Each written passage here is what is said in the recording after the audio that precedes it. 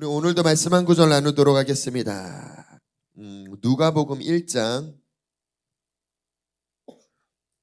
조금 길어요. 5절부터 20절까지 보도록 할게요. 다 찾으셨다면 우리 한 절씩 교독하도록 하겠습니다. 유대왕 헤롯 때에 아비야 반열에 제사장 한 사람이 있었으니 이름은 사가라요. 그의 아내는 아론의 자손이니 이름은 엘리사벳이라.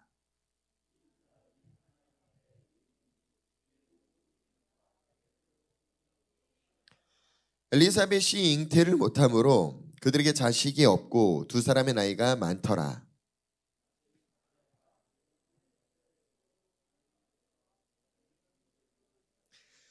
제사장의 전례를 따라 제비를 뽑아 주의 성전에 들어가 분향하고 주의 사자가 그에게 나타나 향단 우편에 선지라.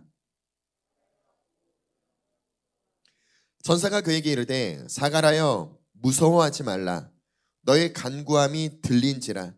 내 아내 엘리사벳이 내게 아들을 낳아주리니 그 이름을 요한이라 하라.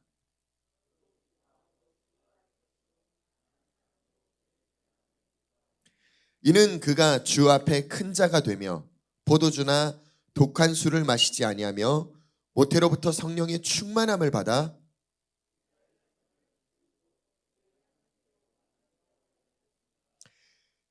그가 또 엘리야의 심령과 능력으로 주 앞에 먼저 와서 아버지의 마음을 자식에게 거스르는 자를 의인의 슬기에 돌아오게 하고 주를 위하여 세운 백성을 준비하리라.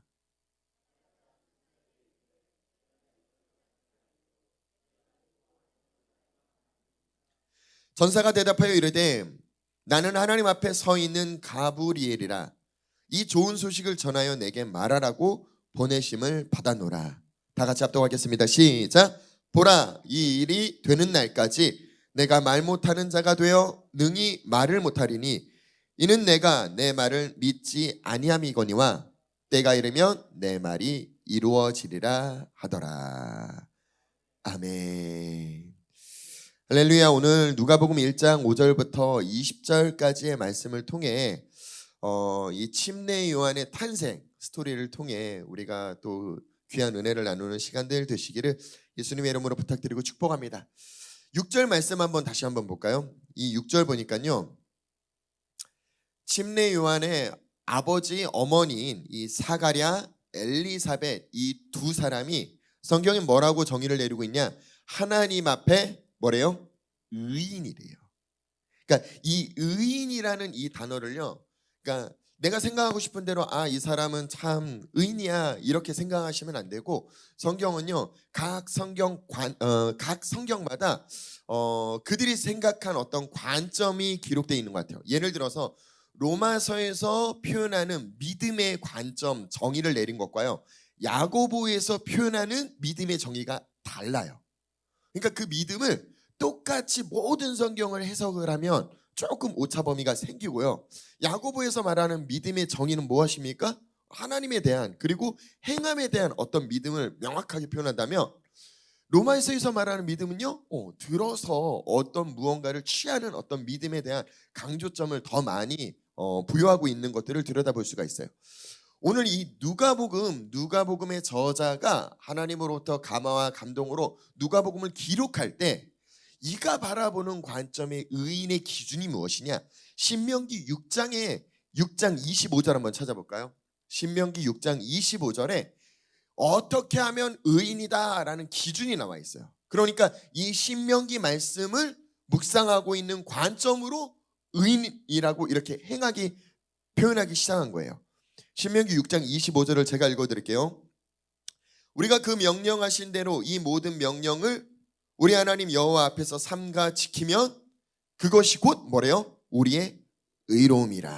그러니까 하나님이 명령하셨어요. 그리고 그 명령을 내가 지켜서 행하면 그게 성경은 뭐래요?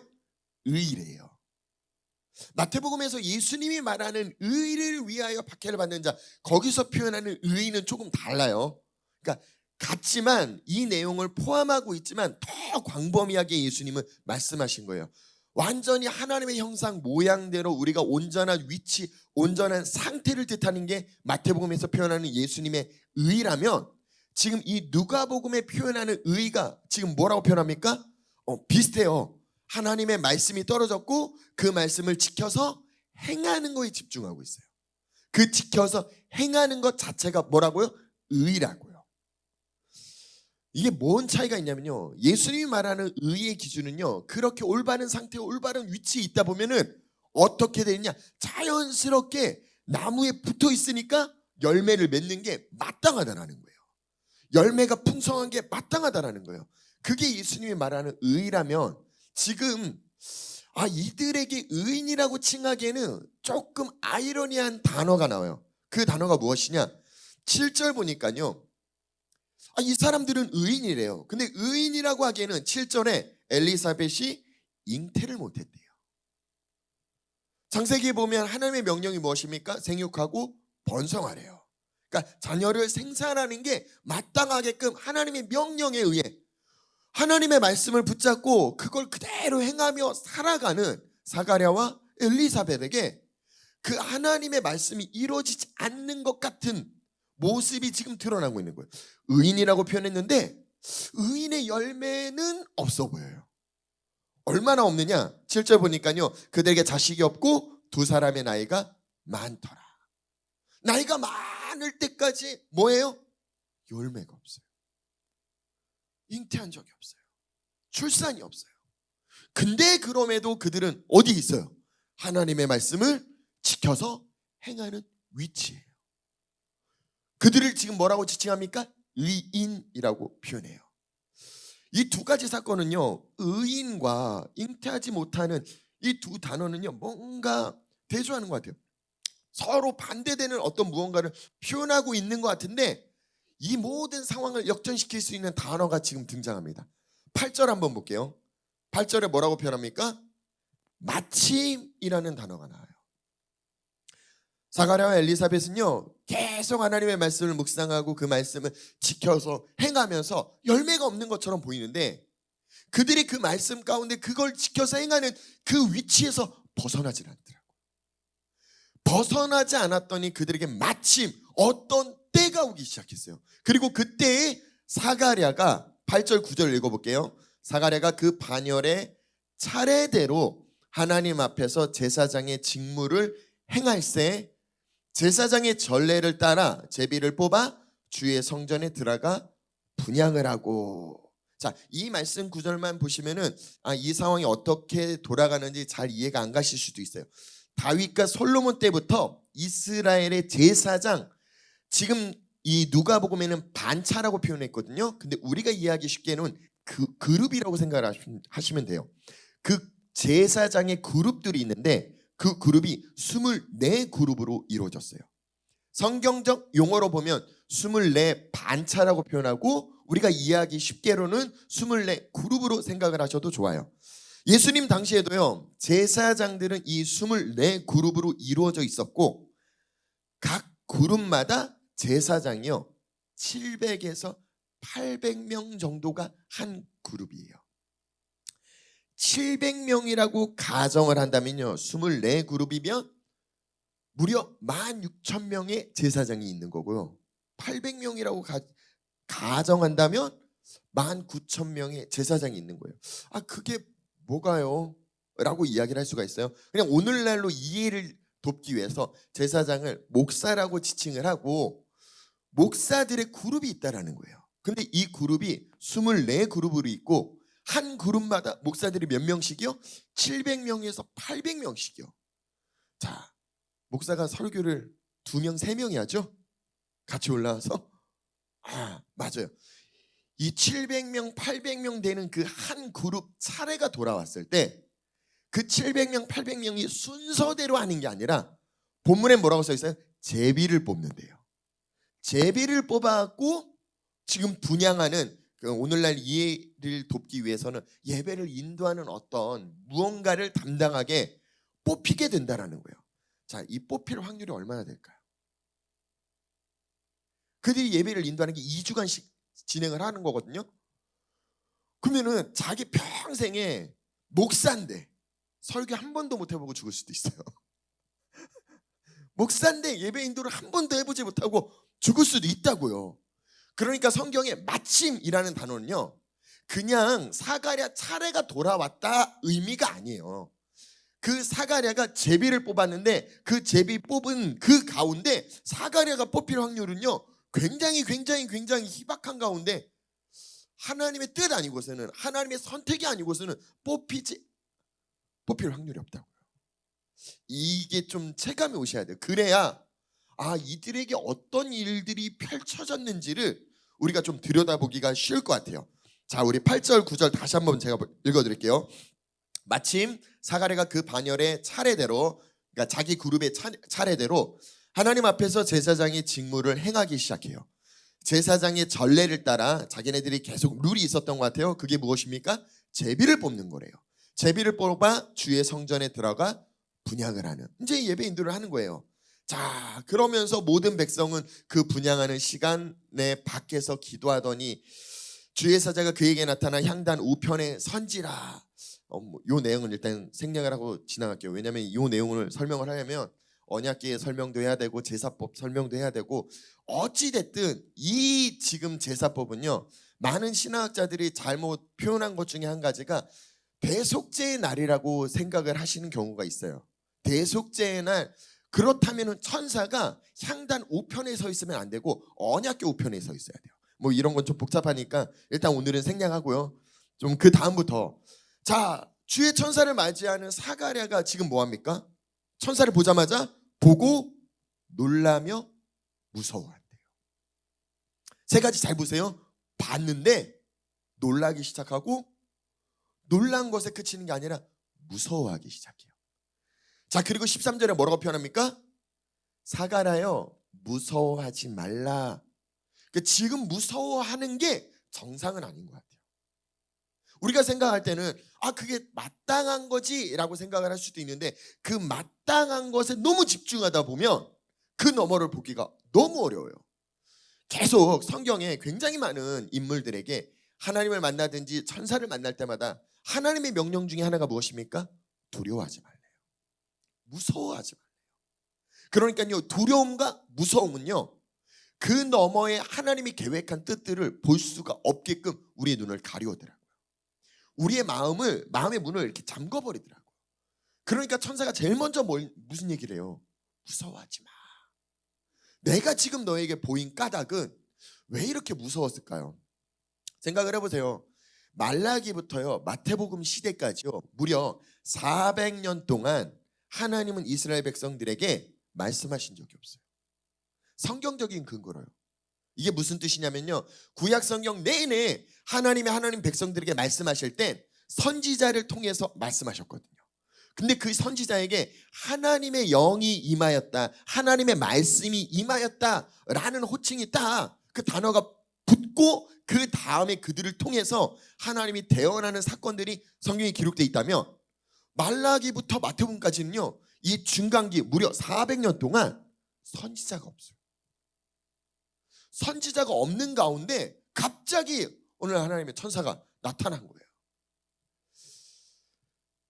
우리가 매 예배 때마다 하나님의 임재와 하나님을 계속 바라보는 훈련을 하지 않습니까? 그리고 그 하나님을 느끼면서 감사하기도 하고 평안하기도 하고 회복하기도 하고 기쁨이 주어지기도 하지 않습니까? 근데 그 모든 감정이 없어요. 예배를 드릴 때마다 그냥 예배 드리고 가시는 거예요. 어느 날 갑자기 이상한 걸 느껴요. 어떻겠습니까? 뭔가 이상하죠. 그것도 한 번도, 태어나서 한 번도 느껴보지 못했던 거. 그러니까 당연히 무서워하고 놀랄 수밖에 없어요. 사가랴가 얼마나 놀랐겠어요? 얼마나 무서웠겠어요? 근데 내가 지금 너에게 보이는 까닭은 너의 간구함을 들으셨다라는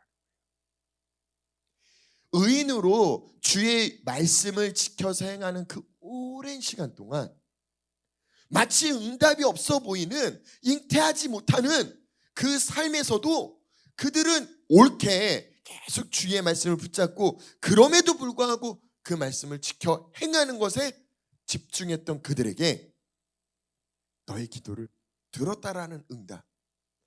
사가랴 마음에 어떤 마음이 들까요? 우리 성도들 입장에서요, 나 혼자 기도했던 내용이에요. 내 남편도 내 아내도 몰라요. 나 혼자. 나 혼자 읊조리면서 내 마음에 하나님 앞에 고백했던 기도를 예언을 통해서든 어떤 사람을 통해서 하나님이 대언하시는 거예요. 그때 네가 그런 기도 내가 알아. 내가 너의 마음을 받았다? 그러면 어떤 마음이 드실까요? 그냥 무너지는 거예요. 주저앉는 거예요. 그 어떤 걸로도 비교할 수 없는 위로와 감사가 내 안에 확 차오른다고요. 사가랴에게 그게 차올라도 부족한데 무서워하고 두려워하더라고요. 믿지 못하더라. 오늘 본문에 보면요, 믿지 못하는 사가랴의 모습이 계속 등장하게 돼요.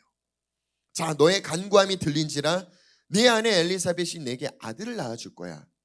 그 이름을 뭐래요? 요한이요. 집내 요한의 이름의 뜻은요, 주는 은혜롭다라는 뜻이에요. 하나님의 은혜가 너에게 임했다라고 표현하고 있다고요. 하나님이 너에게 은혜롭지 않니? 라고 지금 말하고 있잖아요. 그 은혜로 14절 보세요. 너도 기뻐하고 즐거워할 것이고 많은 사람도 그의 태어남을 기뻐할 거래요. 오늘 제가 왜 이 말씀을 나누게 되냐, 하나님이 이 시즌 우리에게 반드시 뭐 하겠다고요? 축복하시겠다고요. 누군가는 계속 축복을 취했던 분도 있고요, 누군가는 축복을 간절히 바라지만 다른 이들이 축복받는 걸 지켜봐야 했던 성도들도 분명히 있을 거예요. 근데 기억하십시오. 이달에는 그럼에도 불구하고 하나님 말씀에 계속 신실하게 지켜서 행한 그들에게 하나님이 응답하시는 달이 왔다라는 걸 믿음으로 취하시기를 예수님의 이름으로 축복합니다. 할렐루야. 요한 뭐라고요? 하나님의 그 은혜가 지금 우리에게 입혀진다고요. 그 은혜를 믿음으로 취하시기를 예수님의 이름으로 축복합니다. 할렐루야. 근데 이렇게 말씀에 드렸음에도 불구하고 나랑 상관이 없는 분들이 있을 수도 있어요. 제가 이달 와서 계속 반복적으로 이런 얘기를 왜 할까요? 하나님이 얼마나, 그러니까 저에게 계속 거룩한 부담감을 주시는 것 같아요. 계속 내 백성이, 내 자녀들이, 우리 성도들이 전부 다 그걸 취했으면 좋겠고, 그걸 누렸으면 좋겠고, 이 시즌 그 안에 온전히 거했으면 좋겠고, 왜 우리에게 먼저 맛보게 하실까요? 맛있는 걸 먹어본 사람이 맛있는 걸 권해줄 수 있지 않겠습니까? 기독교는요, 살아있는 종교예요. 우리가 살아계신 하나님을 믿는 거지, 내가 그 하나님이 살아계신지를 체험하지 못하고 나는 하나님을 믿어 라고 하면요, 누군가가 하나님 만나보신 적 있으세요? 하나님의 은혜를 경험해 보신 적 있으세요? 하나님의 축복을? 우리가 그걸 먼저 맛보고 그걸 누리고 그게 흘러 넘쳐야 다른 사람에게 나눠지지 않을까요? 내게 없는 걸 누군가에게 어떻게 나눠주실까요? 그러니까 하나님은 반드시 우리가 먼저 이 은혜를 취하기를 원하심을 기억하고 믿음으로 취하시기를 예수님의 이름으로 부탁드리고 축복합니다. 할렐루야. 할렐루야. 기억하십시오. 우리에게 나타나는 열매는요, 이제 우리가 출산한 그 열매는요, 그 열매의 특징들이 성경에 기록되어 있어요. 그게 무엇입니까? 너도 기뻐하고 즐거워할 거며 많은 사람도 이제 그 열매를 통해 기뻐하게 돼요. 베드로가 물고기 잡았을 때 베드로 안에 충만함이 있었죠. 근데 그 충만함이 어때요? 옆에 있는 배에게 손짓해서 그들의 배까지 가득 채워질 그 은혜가 부어지는 거라고. 이 시즌 그 은혜가 부어짐을 믿음으로 취하시기를 예수님의 이름으로 축복합니다. 할렐루야. 하나 더 기억하시는 건 우리의 그 열매는요, 15절 한번 읽어보겠습니다. 그가 주 앞에 큰 자가 될 거래요. 누가요? 침례 요한이요. 그냥 침례 요한으로만 생각하지 말고요, 우리에게 나타날 열매로 생각하셨으면 좋겠어요. 하나님의 은혜, 하나님의 축복이 무엇인지, 그 축복은요, 주 앞에 큰 자. 창세기 보면요, 하나님이 아브라함에게 이렇게 표현했어요. 너는 내 앞에 행함으로 완전하래요. 우리가 하나님 앞에 완전할 수가 있나요? 불가능해요. 근데 거기서 표현하는 내 앞에라는 건 내 눈앞에예요. 내 얼굴 앞에예요. 하나님의 얼굴 앞에 우리를 갖다 놓으라는 거예요. 이게 무슨 뜻이냐? 믿음의 주 우리를 온전케 하시는 예수님을 바라보자. 이 성경의 말씀은요, 예수님을 바라볼 때 우리가 온전해질 수 있다는 거예요. 우리가 하나님 얼굴 앞에 나아갔을 때 그때 비로소 하나님의 그 완전함으로 우리가 온전케 완전케 행할 수 있고 세워질 수 있지, 하나님의 얼굴 바깥에 하나님을 인식하지 않고 살아가는 삶은요, 절대로 하나님의 속성이 우리에게서 나타나지 않더라고요. 온전함도 완전함도 우리에게 주어지지 않더라고요. 그러니까 하나님이 우리에게 계속 원하는 바람이 무엇입니까? 완전하라. 이 말은요, 넌 내 앞에 있어, 이 말로 들으시면 돼요. 넌 나만 바라봐, 이렇게 들으시면 돼요. 우리가 하나님을 바라보며 하나님 앞에 완전히 세워지고 하나님 앞에서 뿌리를 내리는 것이 하나님 우리에게 요구하시는 거예요. 침례 요한은요, 날 때부터 그렇게 하나님 앞에 바로 서고 하나님을 바라보는 그런 존재로 하나님이 이 땅 가운데 보내셨더라고요. 이미 부모에게도 이 예언을 하면서 이가 어떤 자인지를 지금 드러내고 계시잖아요. 침례 요한의 삶을 통해 하나님이 어떤 계획을 품고 있는지를 들여다보기를 예수님의 이름으로 축복합니다. 또한 뭐라고 표현합니까? 포도주나 독한 술을 마시지 아니하며. 이게 한국 우리 교회 성도들은 이 말이 굉장히 잘 이해가 될 거예요. 포도주나 술을 마시지 말아야지. 교회 다니면서 다 이건 그냥 기본적인 어떤 베이스로 사고를 지니까요. 근데 이 당시 문화로 가시면요, 포도주 그냥 그들이 편하게 마시는 음료예요. 제가 좋아하는 콜라처럼 음료인데 그 음료 자체도 자기에게 입을 대지 않는, 구약 성경에는 이렇게 포도주나 술을 입에 대지 않는 존재를 나실이라고 표현하더라고요. 하나님 앞에 거룩하게 그냥 바쳐진 자, 드려진 자. 그러니까 이 침례 요한의 삶이 어땠는지, 일반적인 이게 죄다라고 명시를 내렸다기보다는 그 삶 가운데 구별된 삶을 사는 것처럼 지금 이미 하나님이 뜻하셨다라는 거예요. 이 삶을 우리가 좀 들여다보기를 예수님의 이름으로 축복합니다. 그 뒤에 뭐라고 표현합니까? 모태로부터 성령의 충만함을 입었대요. 어머니 뱃속에서부터 성령의 충만함을 입었대요.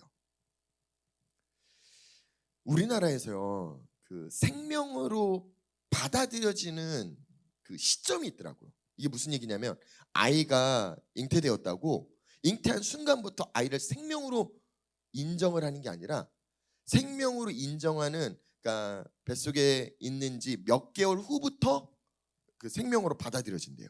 우리나라는 제가 알기로는 3개월 이후부터 생명으로 이렇게 받아들여진다라고 저는 들었거든요. 맞는지 틀린지 잘 모르겠어요. 근데 외국은 좀 더 늦대요. 성경적인 관점으로는요, 이미 뱃속에 있을 때부터예요. 이미 뱃속에 있을 때부터. 시간이 지나가면요, 엘리사벳이 마리아를 만나는 장면이 이 누가복음 1장에서도 나오죠. 그 마리아를 만날 때도 어떻습니까? 이 엘리사벳의 뱃속에 있는 이 침례 요한이 5달, 이제 6개월 딱 들어가는 그 침례 요한이 반응하고 막 날뛴대요. 왜요? 성령의 어떤 감화와 감동으로 반응하기 시작한다고. 그러니까 뱃속에 있는 아이가 모르는 게 아니라 이미 하나님의 뜻으로 그 성령의 반응으로 하나님의 음성, 하나님의 사인, 모든 걸 알아듣고 알아보고 다 하더라고요. 너무 신기하죠. 그러니까 성경을 알 때마다 너무 신기한 세계들이 굉장히 많이 있는 것 같아요. 이 세계에 우리가 같이 동참하기를, 같은 사고를 지니기를 예수님의 이름으로 부탁드리고 축복합니다. 할렐루야. 자, 이 침례 요한의 사역 중에 하나가 또 무엇입니까? 16절 보니까요, 이스라엘 자손을 주 곧 그들의 하나님께로 많이 돌아오게 하겠습니다. 우리에게 주어진 축복은요, 세상에서 복권이 당첨됐어요. 복권 당첨되시면 어떻게 하실래요? 근데 그 복권이 10억이에요.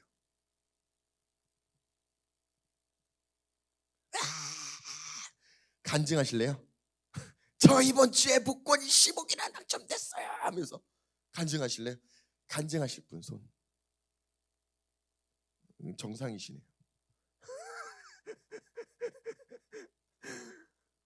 이게요, 희한하게 복권 당첨하잖아요. 그 다음부터 갑자기 표정이 바뀐다요. 나는 웃는데 절대 입을 안 열어요. 혹시 내가 입을 열면 혹시나 누군가 눈치를 채고 복권에 당첨됐고 내가 갑자기 떼부자가 된 무언가가 알려질까 봐 절대로요. 심지어요, 친척들에게도 가족들에게도 절대 말하지 않아요. 왜요? 말하면요, 생각을 해보세요. 내 옆에 있는 누군가가 복권에 당첨됐어요. 그럼 우리가 제일 먼저 하는 말이 뭐예요? 한턱 쏴. 한턱 쏴. 근데 이건 아주 작은 거예요. 그러면서 뭔가는 왜 바라는지 모르겠지만 계속 바래요. 나에게 뭐 해줄래? 뭐 해줄래? 뭐 해줄래? 하면서 내 주변에 다 나한테 바라는 사람들밖에 없어지게 돼요. 그것 때문에 뭐예요? 복권에 어떤 은혜라고 생각을 하고 자기에게 갑자기 생겨난 축복이라고 여겼던 그 축복이 갑자기 사람들과 나뉘어지게 돼요. 끊어지게 돼요.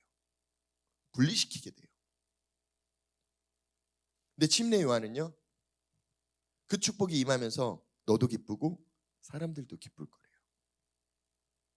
이건 우리 성도들에게 힌트가 됐으면 좋겠어요. 이 시즌 하나님이 우리에게 주시는 축복은요, 나도 기쁘고 다른 이들도 같이 기쁘는 축복이 되었으면 좋겠어요.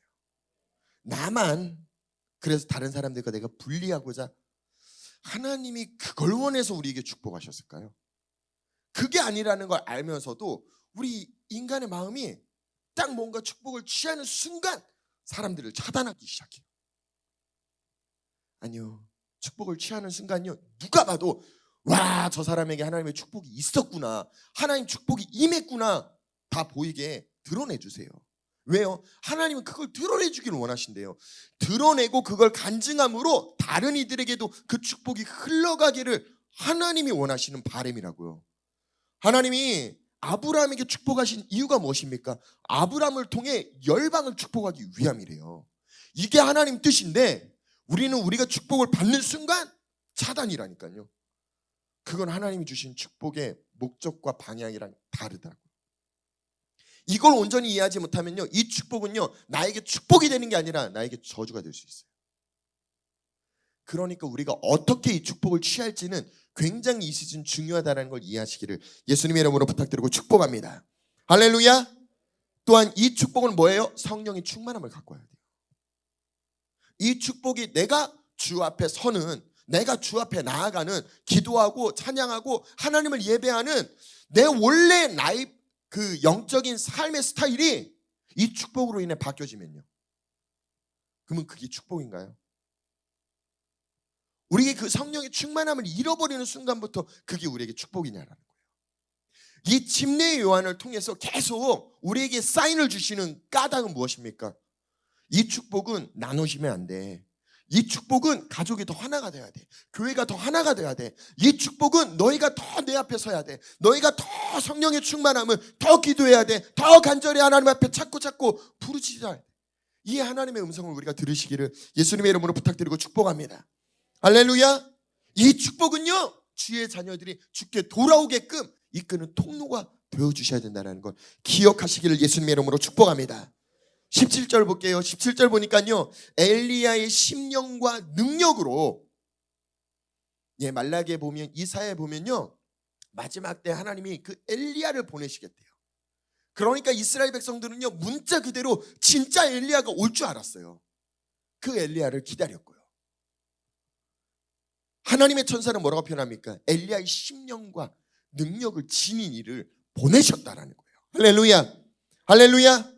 그를 통해서 뭐 하기를 원합니까? 주 앞에 먼저 와서 아버지의 마음을 자식에게로, 거스르는 자를 의인의 슬기에 돌아오게 하고 주를 위하여 세운 백성을 준비하게 하기 위함이래요. 아비의 마음을 자녀에게로. 우리가 하나님을 자꾸 오해하시면요,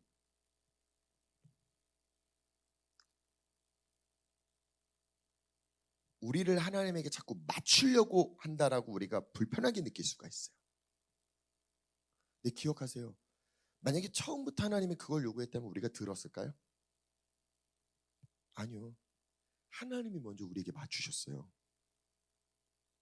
죄인된 우리에게 먼저 다가와 주셨고, 먼저 눈높이를 맞춰주셨고, 먼저 은혜를 베푸셨고, 먼저 사랑하셨고, 먼저 안아주셨고, 그 모든 것 때문에 이제 너가 올바르게 바르게 서는 건 내 앞에 바로 서자.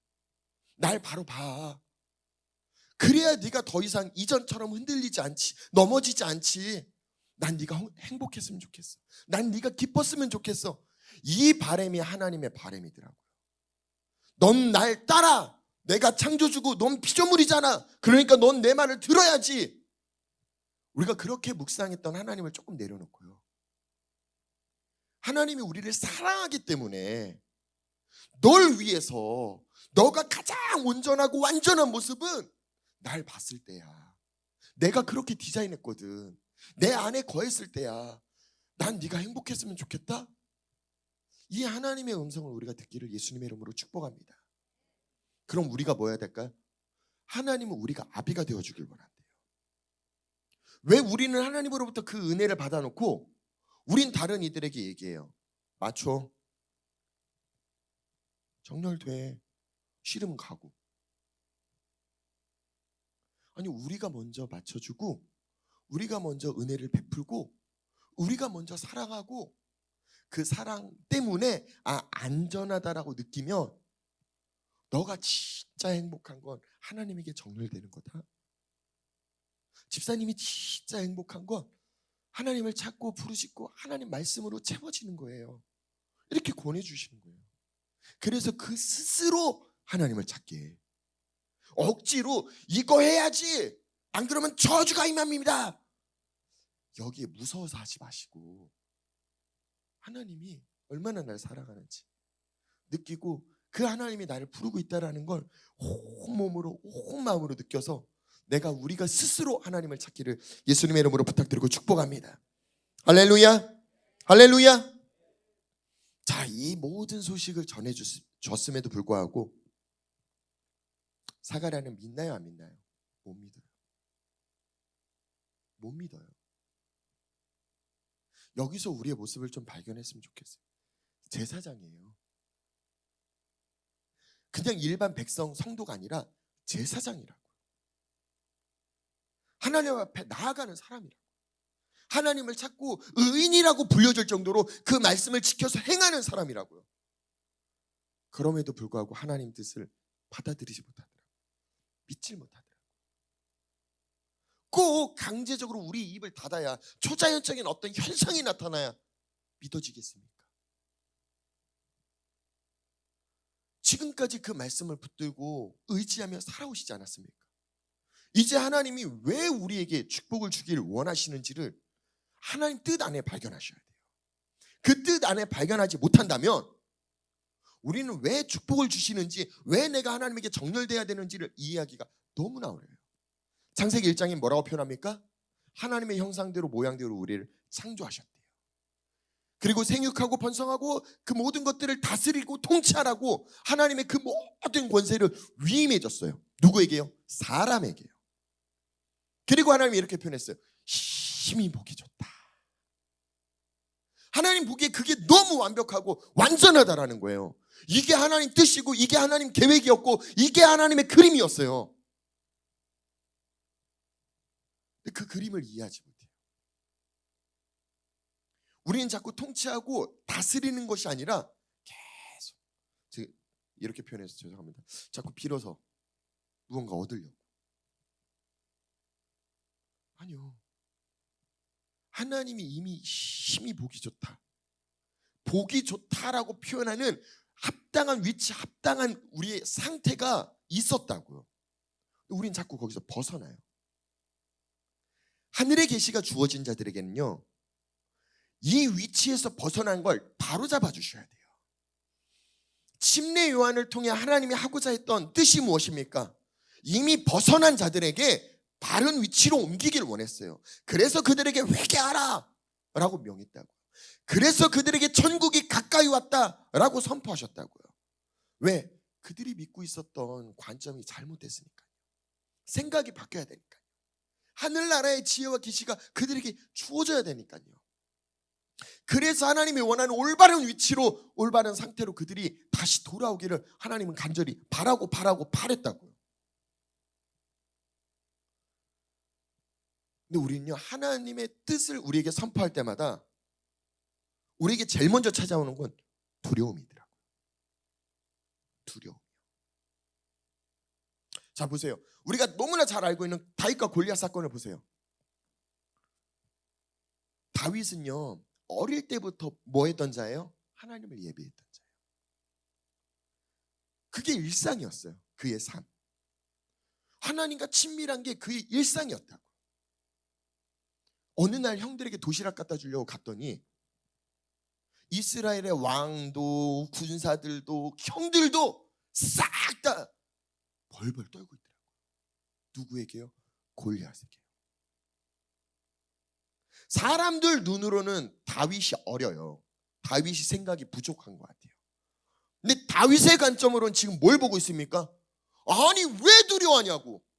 지금 저걸 왜 무서워하냐고. 만군의 하나님이 우리랑 함께하고 있는데. 수많은 사람들이 어떻게 생각해?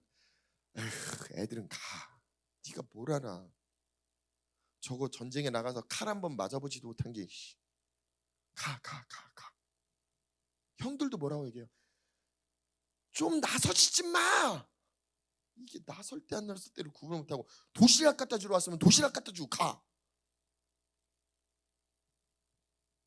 이게 우리가 일반적인 언어예요. 우리가 생각할 하나님의 사고와 하나님의 언어는요, 할 수 있다라는 거예요. 지금 이 상황은 뭔가 잘못됐다라는 거예요. 하나님이 우리랑 함께 하시는데 이건 아니잖아 라고 선포하고 있다고요. 내 삶의 문제를 이렇게 선포하시기를 예수님의 이름으로 축복합니다.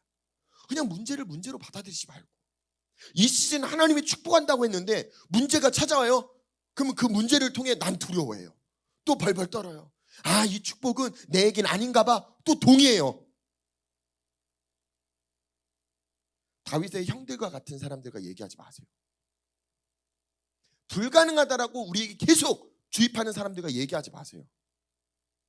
그 얘기를 들으면 나도 모르게 타협하기 시작해요. 나도 모르게 그럼 나도 안 되나? 라는 생각을 받아들이기 시작한다고. 이렇게 말씀드리긴 뭐하지만 다윗에게 그 이야기를 했던 존재는요, 가족이었어요.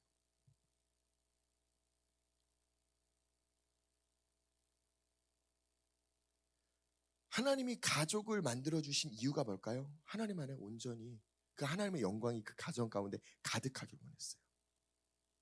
그러니까 이 시즌 우리가 기억하셨으면 좋겠어요.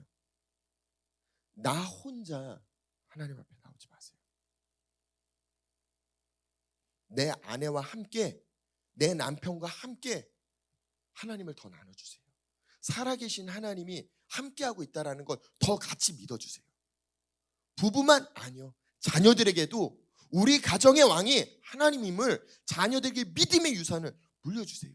그래서 우리 가정 안에서 세상의 언어가 들어올 수 없게, 현실이라고 이성적인 판단이라고 안 돼요, 이 단어를 우리가 받아들이지 않게 하나님 말씀하신다면 할 수 있다예요.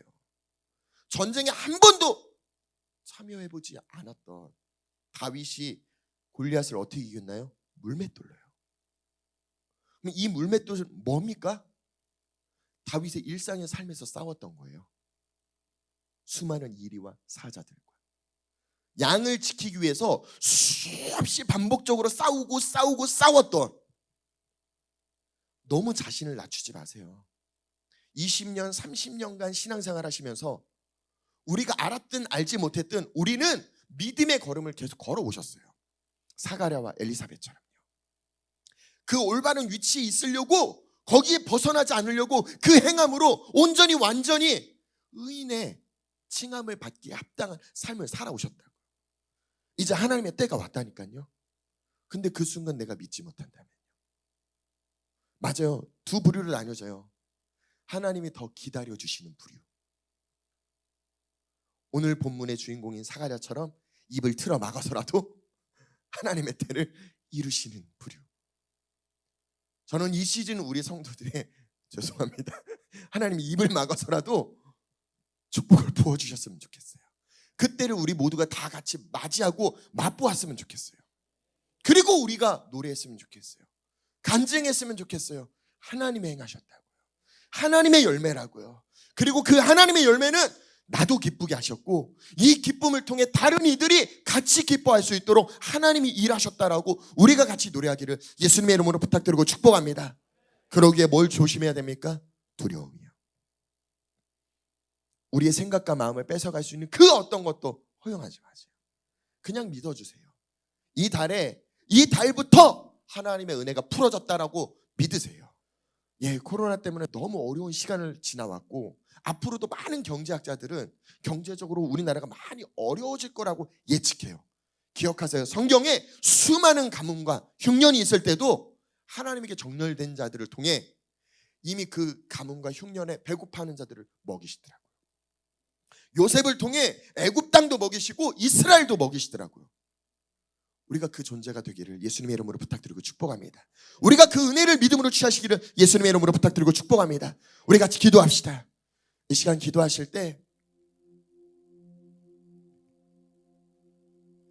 마침 사가랴에게 하나님의 뜻이 임한 것처럼 오늘 우리에게 마침 이 시즌 하나님의 약속의 말씀을 통해 그 은혜가 풀어졌음을 예수님의 이름으로 선포합니다. 그 은혜를 믿음으로 취하기를 예수님의 이름으로 선포합니다.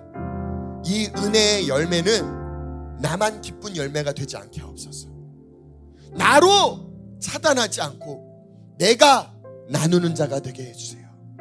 내가 기쁘고 이웃도 기쁠 수 있는 그 은혜가 증가될 수 있도록 하나님 은혜를 더하여 주시옵소서. 이 열매를 통해 수많은 사람들이 주 앞에 나올 수 있도록, 주 앞에 설 수 있도록, 주 앞에 돌아올 수 있도록 하나님 역사하여 주시옵소서.